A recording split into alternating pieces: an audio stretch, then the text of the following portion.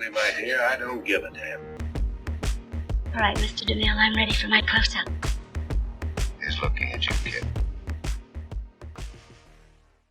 Bienvenidos a Sinergia. Hoy tenemos una entrevista muy especial con Ana Pao Ricalde, que me quedo corta diciendo que es experta. Yo pensé que sabía de Disney hasta que la conocí, entonces muchísimas gracias por aceptar nuestra invitación y hacer esta entrevista. Estamos muy emocionados de tenerte, ¿verdad? No, gracias a ustedes por invitarme. Estoy muy emocionada, la verdad. Bueno, si quieres nos puedes contar un poquito cómo te interesó Disney, o sea, tu trayectoria, por decirlo así, de que decir, entiendo que es como la infancia de todo mundo, ni siquiera una generación, literalmente de todo mundo, pero ¿cómo te impactó a ti personalmente Disney? Ok, bueno, esta es una historia muy padre porque para mí Disney ha sido parte de mi vida desde siempre. Como lo dices ahorita, la verdad es que Disney es parte de la infancia de todas las personas vivas en el mundo ahorita, probablemente. Hay que tomar en cuenta que Disney como empresa empezó en 1928, entonces literalmente no hay una persona viva en este planeta que no conozca a Disney y que Disney no haya formado parte de su infancia. Pero para mí personalmente, la verdad es que es algo muy, muy padre y muy personal cómo llegó a mi vida, porque llegó a mi vida gracias a mi abuela y a mi papá. Yo desde muy chiquita, la primera vez que fui a Disney tenía apenas 1 año y medio y fue gracias a que mi abuela convenció a mis papás de que aunque yo tal vez no me fuera a acordar de esa vez, era necesario que me introdujeran al mundo de Disney desde muy chiquita para que ellos tuvieran como esa imagen de mí viendo y viviendo estas cosas desde tan chiquita, ¿no? Pero bueno, entonces fui a Disney esa vez, muy chiquita, obviamente no me acuerdo, pero existen fotos mías hincada enfrente de Mickey Mouse, literalmente pensaba que era como un dios. Y pues nada, o sea, hoy me quedan esas imágenes que tal vez no son recuerdos para mí, pero son recuerdos para mi familia.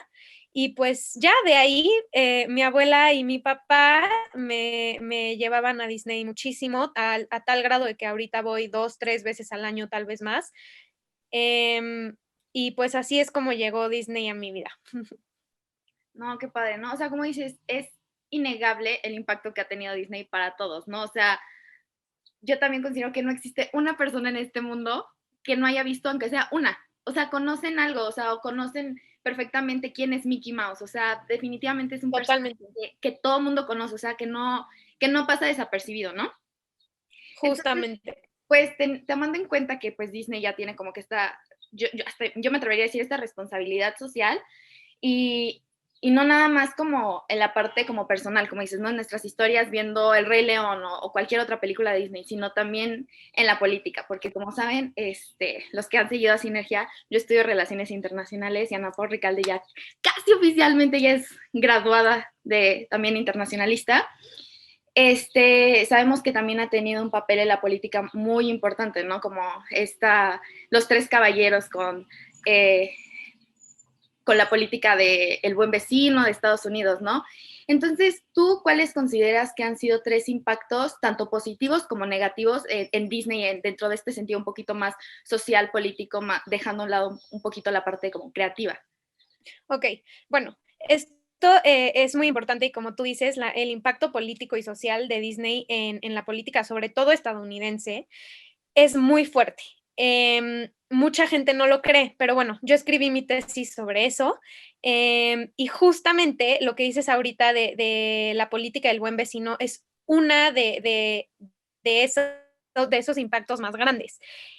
La política del buen vecino, como un resumen chiquito, es una política que se implementó durante la administración de Franklin Delano Roosevelt y básicamente lo que planeaba hacer era un tipo de contención a la política nazi en Latinoamérica. Entonces lo que hicieron fue que nombraron a Walt Disney embajador de la buena voluntad en Latinoamérica y lo mandaron a un viaje larguísimo por todos los países latinoamericanos, para que hiciera como un intento de acercamiento con las culturas, que diera a conocer la cultura estadounidense como algo muy positivo y que al mismo tiempo trajera la cultura latinoamericana a Estados Unidos para que pues se diera como este tipo de abrazo entre las culturas.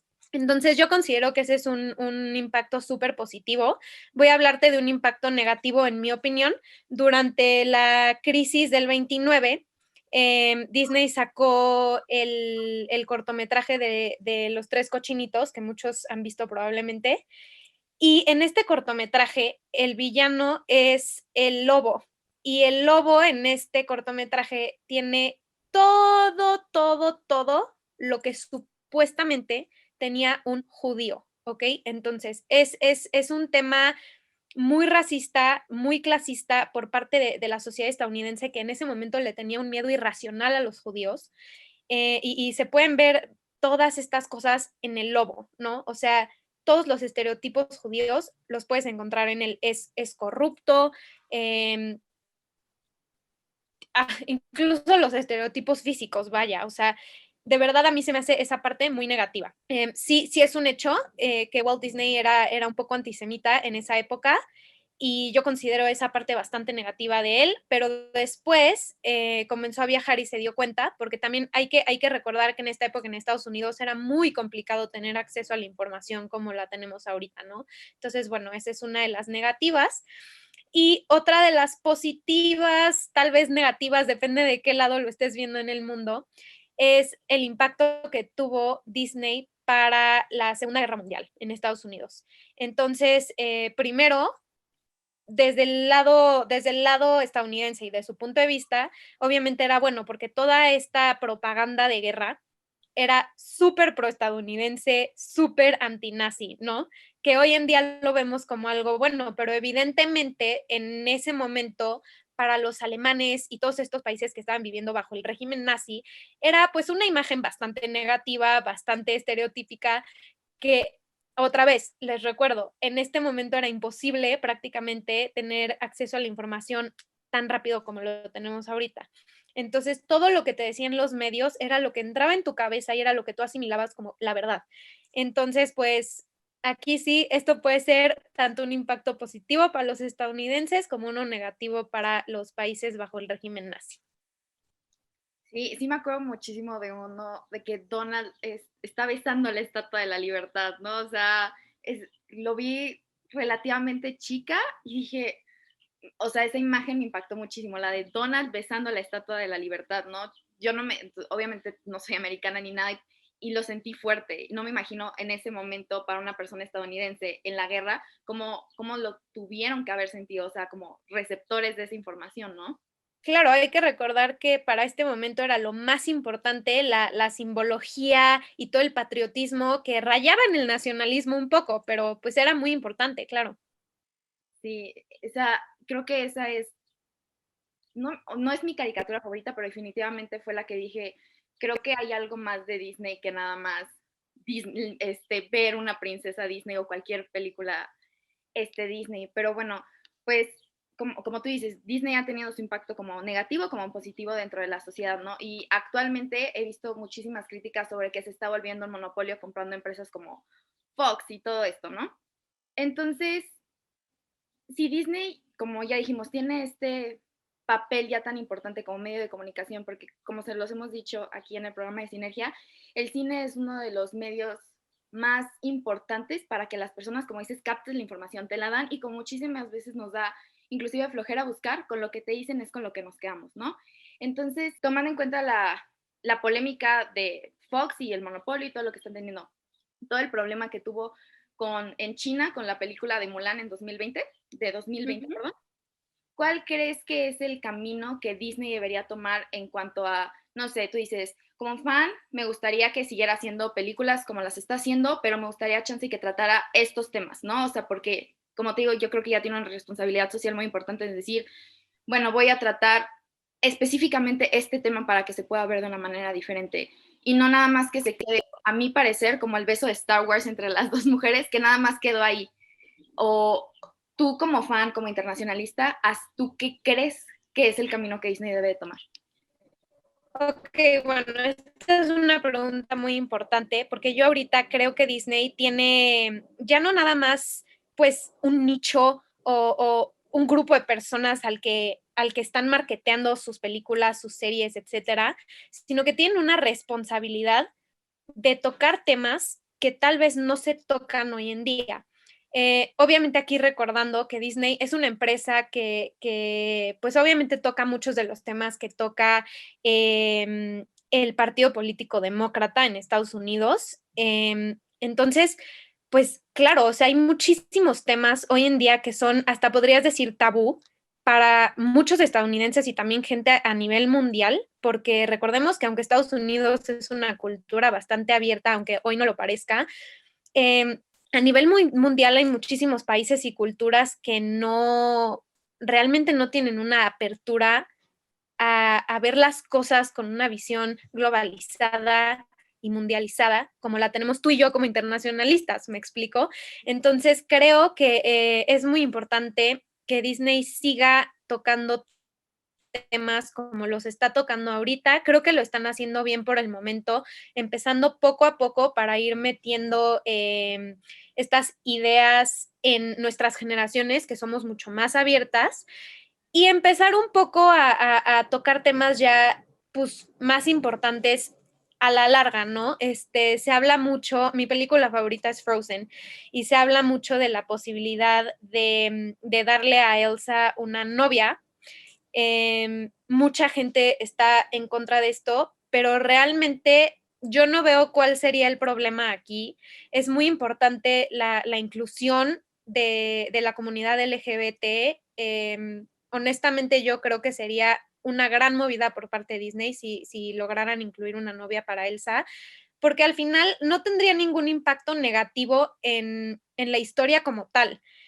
Y yo creo que haciendo esto se pueden lograr muchas cosas. Ya se ha tocado el tema LGBT en Disney Channel, por ejemplo, y en uno de los cortos de Pixar que se llama Out. Está muy bueno, lo recomiendo. Entonces sí, creo que Disney tiene pues una plataforma impresionante para tocar este tipo de temas, y yo sí creo que sería muy bueno que tocaran todos los temas de la inclusión, ¿no? En mi opinión, los dos más importantes, el movimiento de Black Lives Matter y el movimiento de la comunidad LGBT. Hablando de Black Lives Matter, muchas personas estaban, me acuerdo que leí que específicamente la película de Soul, ¿no? Estaban diciendo que fue más bien porque tenía que ser, más bien por, no, a ver, déjame ver. Ok, lo leí de que decían que más bien hicieron a este personaje para decir, somos incluyentes hacia esta comunidad, por más que porque lo quisieran hacer. ¿Tú crees que ese sea el caso de esta película? No, la verdad es que yo no lo creo. Soul es una película que no podría ser de otra forma. Y esto te lo digo por el simple hecho de dónde y qué temas toca, ¿no? Estás hablando de un personaje que vive en Nueva York, no especifican, pero se ve que es como en Queens o en el Bronx. Recordemos que ahí, pues obviamente la comunidad negra es mucho más grande que cualquier otra. Y estás hablando del tema de la música jazz, que empezó en los 1920 en Nueva Orleans gracias a la comunidad negra. Entonces, si vas a hablar de una historia que toque el tema del jazz, tienes que tocar el tema de la comunidad negra sí o sí, y yo creo que este personaje no lo crearon para crear inclusión, sino para hablar de un tema que no puedes tocar de otra forma. O sea, en mi opinión, este personaje era pues parte de una historia y no al revés. No crearon una historia para crear un personaje. Sí, yo también creo esto, nada más quería que quedara súper claro, ¿no? Porque había visto de que no, es que lo hicieron nada más como para satisfacer esta necesidad política, cuando dije, no justamente no puedes entender el jazz sin la comunidad negra, ¿no? Entonces, creo que ese tipo de historias, a pesar de que no me encantó en sí la película, creo que fue una muy buena jugada de decir, es una comunidad negra y tenemos que mostrarlos como son y como es y la importancia que tiene el jazz para esta comunidad, ¿no? Y pues hablando de música, ya que empezamos con esto, creo que la música es uno de mis elementos favoritos de las películas en general. Y Disney ha tenido un impacto fuertísimo, ¿no? O sea, todas las canciones de mi infancia fueron de esta compañía de Disney, ¿no? Entonces, y retomando ya o tomando ya en sí la parte creativa, ¿no? Porque este es un programa de cine. Los live action han decepcionado, yo siento que en esta parte, la parte musical, ¿no? De que Mulan 2020, ¿no? Que yo tengo muchísimas críticas de esta, pero creo que lo que más me decepcionó ni siquiera fue la historia o los efectos o la edición que todo el mundo está diciendo, fue como que esta parte nostálgica de que me ponían por atrás el soundtrack, pero no era la canción, o sea, nada más como que me estaban sintiendo sentir nostálgica hacia la película de los noventas, más que sentirme entusiasmada por estar viendo esta película, ¿no? Por ejemplo, La Bella y la Bestia me gustó, no me encantó en sí cómo lo hicieron, pero me gustó muchísimo la canción de Evermore, ¿no? Entonces, para ti, ¿cuál es tu elemento esencial de Disney? Que tú dices, esto es algo que yo digo es Disney para mí, que me encante. Ok, pues definitivamente sí es la música, especialmente la música a partir de lo que se conoce como el renacimiento de Disney, que empezó con el soundtrack de La Sirenita en 1989. Yo creo que la música de Disney en esa época, que ya se volvió como un poco más de teatro musical, haciendo referencia a las obras de Broadway, pues pues es algo que hizo crecer a toda una generación. Ahora sí podemos sacar del tema y del contexto a las generaciones anteriores, porque aunque sí existía Disney antes, no era como la música que conocemos hoy de Hans Zimmer, de Elton John, de Lin-Manuel Miranda. O sea, esta música que realmente te llega al corazón y dices como, me recuerda a mi infancia, eso es lo que hace a Disney hoy en día. Y definitivamente lo que dices tú con las live actions, en mi opinión, pues no son una buena movida con respecto a tal vez la creatividad de la compañía, pero hay que recordar que al final Disney pues es una compañía que le importan las ventas y las live actions han dejado muchísimo, muchísimo dinero. En el caso de Mulan específicamente, es importante que yo mencione la razón por la que no vimos a Mushu, a Li Shang, la música que tanto nos gusta de esa película, fue porque el ex CEO Bob Iger fue justamente a China pues a pactar la construcción de Shanghai Disneyland que abrió en 2016. Para esta construcción, el gobierno de China le pidió de favor que pues se echaran para atrás un poco con el tema de Mulan, porque a la cultura china esa película le parece pues ofensiva hasta cierto punto. Que tú y yo como internacionalistas podemos ver eso un poco. Nos encanta la película, es increíble, pero pues la verdad es que no retrata a la cultura china realmente como es. Y sí podrías llegar a verlo como algo ofensivo, ¿no? Es importante que recordemos, Mulan salió en 1998 y en este momento, pues la verdad es que aunque el mundo ya estaba muy globalizado, pues no existía tanta importancia de retratar a una cultura como lo merece. Y yo creo que Mulan hizo eso. La película es muy famosa, la música es muy buena, pero la cultura china no la sintió pues parte de. Entonces, pues el gobierno chino le pidió a Bob Iger que si quería construir un parque nuevo en China, tenían que remediar esto que habían hecho con la película Mulan. Entonces, pactaron con Bob Iger y el gobierno de China para remediar esto que habían hecho con la historia de Mulan que salió en 1998 y la película que salió en 2020 es justamente lo que China quería lograr, que era que se retratara pues la leyenda original de Mulan en una película, que pues obviamente no incluye música, no incluye a Mushu, que es un personaje que tanto le gusta a la gente, y no incluye pues un amorío para Mulan, por así decirlo. Entonces, por eso el personaje de Li Shang no existe y al personaje que le ponen como su posible novio ni siquiera tiene tanta importancia para la historia.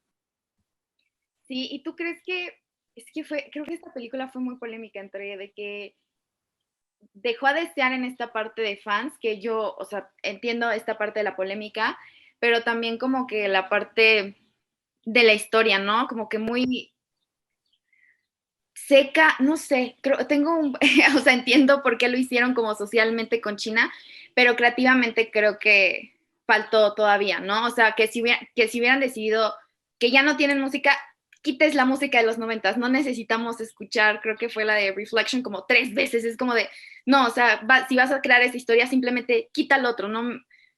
Creo creo que inclusive dicen exactamente lo que dicen las canciones, pero lo están diciendo y es como de, me estás volviendo a contar la historia, pero nada más me la estás hablando, como que esta parte musical esa parte creo que fue la que más me frustró, ¿no? De que nada más quítalo y ya, renuévala Exactamente. completamente, renuévala. Y bueno, estando en música, te tengo que preguntar, ¿cuáles serían tus top 3 de soundtrack? Bueno, yo tengo un amor incondicional por Frozen, entonces voy a tener que poner Frozen y Frozen 2 como en primer lugar. La verdad es que se me hace música increíble. En segundo lugar, yo pondría, yo creo que el soundtrack del Rey León. Y en tercer lugar, pondría el soundtrack de La Bella y la Bestia. Sí, son muy buenas. Creo que eso es lo más. Elegir entre cuál es tu soundtrack favorito de Disney creo que es algo bastante difícil. Es como, ¿cuál es tu película favorita de Disney? No sé, depende del día y de mi humor. Bueno, yo sé que tú no, pero al menos para mí sí, no sé, cada día Sí. cambio. Pero bueno, justo nos hablaste de este renacimiento y lo quiero volver a mencionar. Se me hace muy interesante cómo Disney tuvo como que su peak y de repente películas no malas, pero no fueron Blancanieves ni La Cenicienta y no fueron tampoco ni La Sirenita ni La Bella y la Bestia. Tuvieron ese inter que no sabían, como que se seguían estableciendo, querían ver hacia dónde iba la compañía, ¿no? Entonces, como dices, tienen esta época de renacimiento que empiezan con todas estas películas tipo Broadway Ujú. y sobre todo empezando con la Sirenita, justo como dijiste, ¿y crees que con toda esta, yo le llamo como crisis imaginativa de Disney, que es como tú dices, están haciendo los remake y los live action y nada más vemos como, ejemplo, a pesar de que sí me guste o no, no sé por qué muy bien High School Musical, The Musical, The Series en Disney Plus, sigue siendo algo basado en High School Musical, ¿no? O sea, como que Sí. siento que no han tenido contenido 100% original, siempre están basados como que en algo que nos recuerda a. Entonces, ¿tú consideras que hay una crisis imaginativa y si hay, crees que se pueda dar otra vez este tipo de renacimiento de los 90? Sí, sí hay una crisis. Fue precisamente por el cambio en el liderazgo que hubo. El ex CEO Bob Iger bajó y entró un nuevo CEO que se llama Bob Chapek.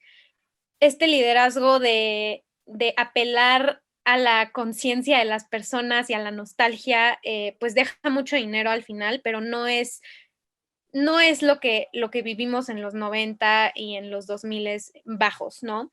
Pero sí creo que ya están retomando, no sé si viste la película de Raya, está muy buena. Yo creo que ya están retomando estas cosas. Las live actions las dejaron como una parte de la compañía, pero hay que recordar que las películas de Disney tienen muchísimas vertientes, o sea, están las Disney Channel Original Movies, están Walt Disney Animation Studios, que son las 59 películas de Disney que tú conoces como La Sirenita, etcétera. Y también tenemos Pixar, también está el lado de las live actions. Entonces, hay tantos estudios y tantas vertientes que hay muchísimas cosas por hacer, muchísimas cosas que explorar. Y ahorita Disney es probablemente el momento de su historia que más dinero han tenido para hacer estas cosas, para ampliar no nada más las películas y el tema del cine, sino los parques. O sea, la verdad es que ahorita viene un boom durísimo que pues sí tuvieron un como slip chiquito, pero ahorita están subiendo otra vez, están repuntando. Entonces yo sí creo que vas a ver este tipo de historias otra vez. Qué bueno, porque, o sea, te digo, me gusta mucho Disney como, sobre todo esta parte de, pues Disney en general, ¿no? O sea, yo no te puedo decir, bueno, chance y las Disney Channel, todo eso ya, creo que ya estoy muy grande para verlas en realidad, pero todo lo demás, ¿no? O sea, yo soy de las personas que todos los viernes se sienta ahorita a ver la de WandaVision o la de Falcon ahorita de Winter Soldier, ¿no? Te sientas a verlas y punto, ya, inclusive ya es rutina de mi viernes, ¿no? Ya Disney es parte de nuestra vida en todos sentidos, ¿no? Entonces, nuestra última pregunta es que si en algún momento llegara un alienígena y te dijera, es que no entiendo qué es Disney y cuáles son tus 3 películas favoritas, ¿tú qué le dirías a esta alienígena? Ok, yo le diría a este alienígena, Disney es sueños. Sueños que se pueden convertir en realidad si tú lo quieres, que pues eso es todo lo que Disney trata de hacerte a ti, ya sea si apela a tu nostalgia, si apela a tu visión del futuro, todo es sueños, sueños, sueños, sigue tus sueños, entonces pues eso es lo que yo le diría y mi película favorita sin duda es Frozen. Siento que es una película que captura perfectamente lo que ha sido Disney durante pues toda su historia, todo lo clásico, todo lo moderno, la música increíble, entonces pues sí, eso es lo que yo le diría. Bueno, pues muchísimas gracias por esta entrevista. Como saben, Ana Pao de verdad es sin duda la persona que yo he conocido en mi vida que más sabe de Disney. O sea, no tienen idea. Yo de verdad decía, yo conozco a Disney, pero de verdad no saben cómo ella disfruta, lo conoce, lo ama. De verdad aquí no nada más estamos enfrente de una experta, sino de un amante de esta compañía y como dice, es por más polémica que pueda tener, por más crítica que pueda tener, Disney es parte de nuestra vida, de toda nuestra vida, va a estar, estuvo antes de que naciéramos, va a estar después. Entonces, pues muchísimas gracias por esta entrevista y pues esto fue todo. Muchas gracias a ti.